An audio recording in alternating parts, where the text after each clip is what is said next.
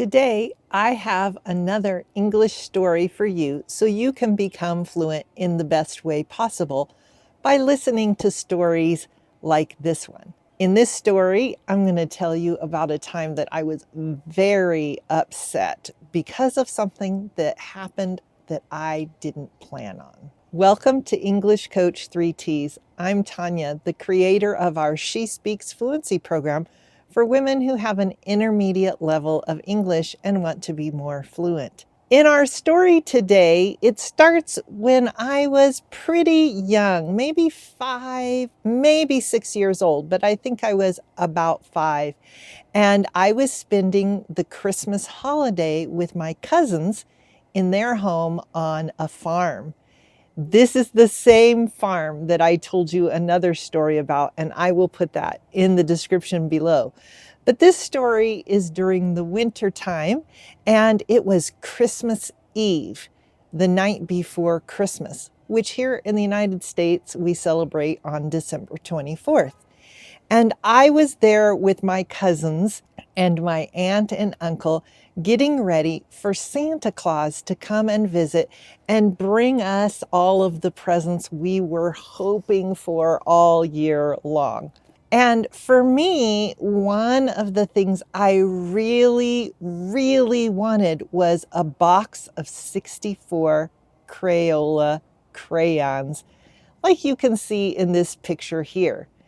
And there is so much great vocabulary when it comes to this gift that I want to share with you here in just a minute. But first, I want to tell you why I was upset. Young children in the United States like to hang stockings on the mantle. The mantle is the shelf that is over the fireplace. And if you don't have a mantle, maybe you use something like this or a bookshelf. The important thing is to hang up a stocking, to put it up so that it will stay on the mantle, and you leave it there overnight, or actually most of December, so that on Christmas Eve, Santa Claus can come and put little gifts in your stocking. Now, yes, this is a sock, and when I was a child, some people actually hung up a sock like this, or they might have a special stocking like most children today do. But the important thing about this story is that I was not at home. I was at my cousin's house.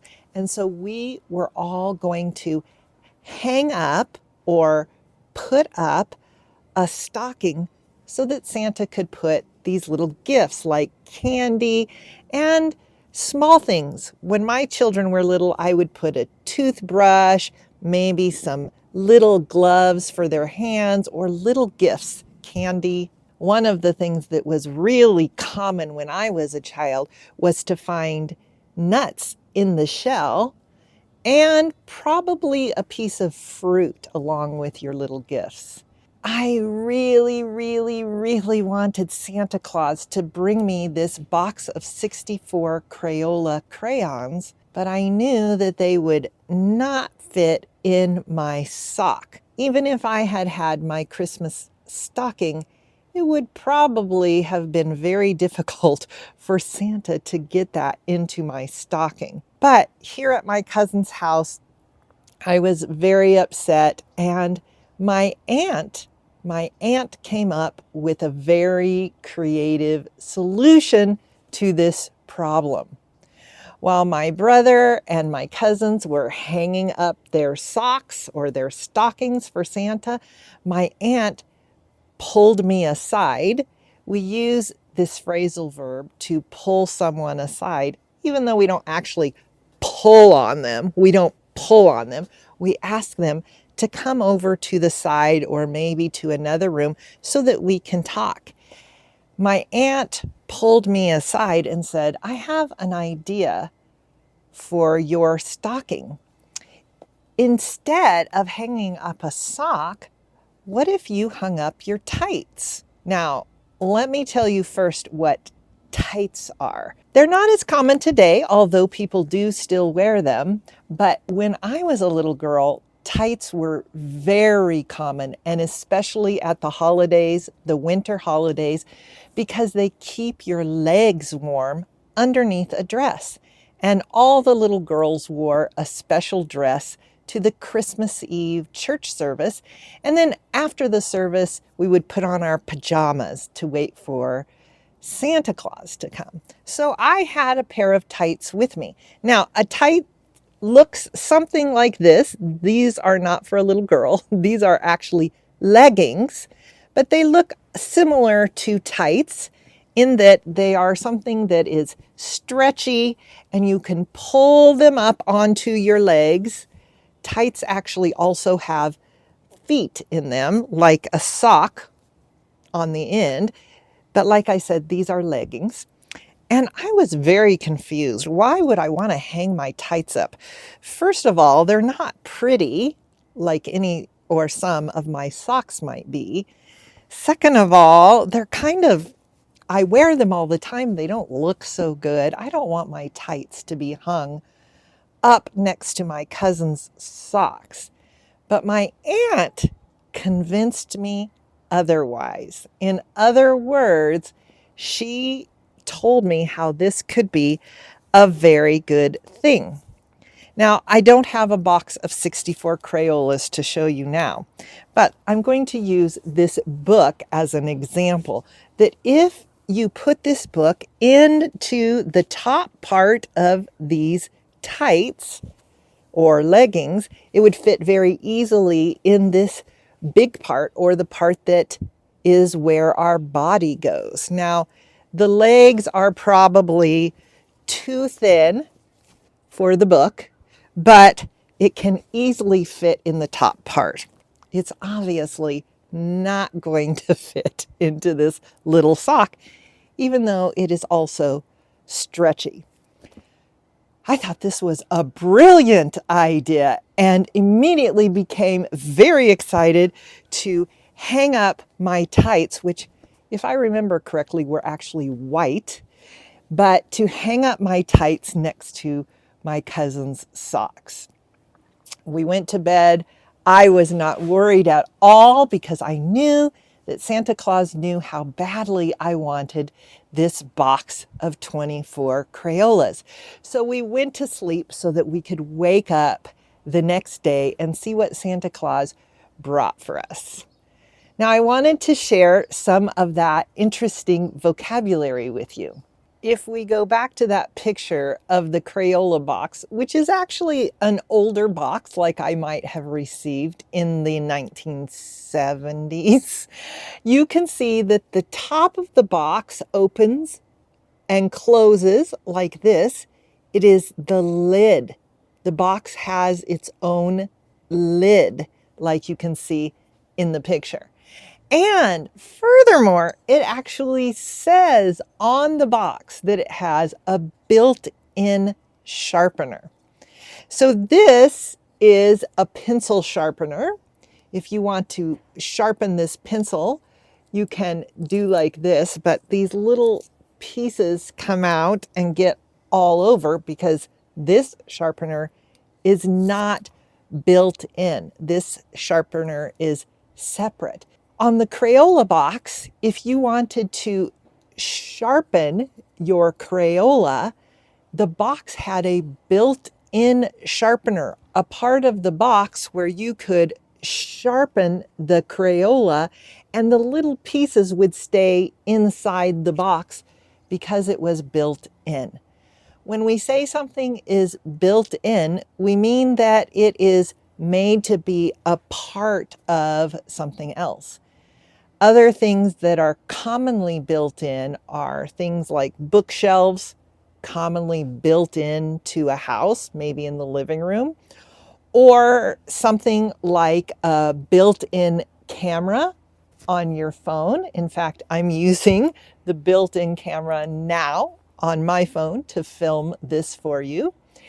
Or even in clothing, oftentimes if women's dresses are strapless, like the dress comes to here and there is no strap, it will often have a built-in bra so that you don't have to have underwear with the dress. You can use the dress that already has a bra built in to the dress. I was so hopeful that I would get this box of 64 crayons because I had a box of 8 crayons and it did not have a built-in sharpener and it only had 8 colors.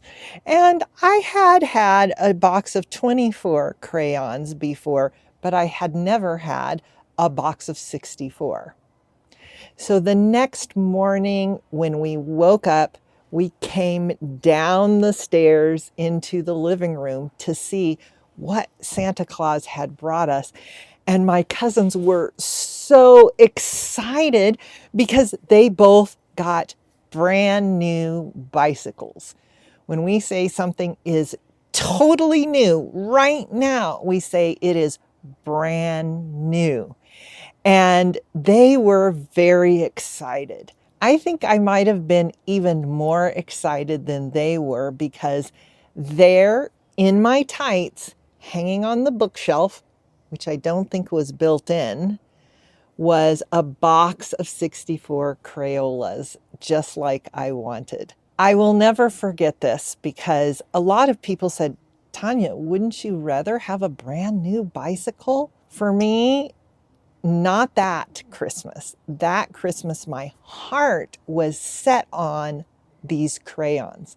You can say your heart is set on something when it is something you really, really want and nothing else is comparable.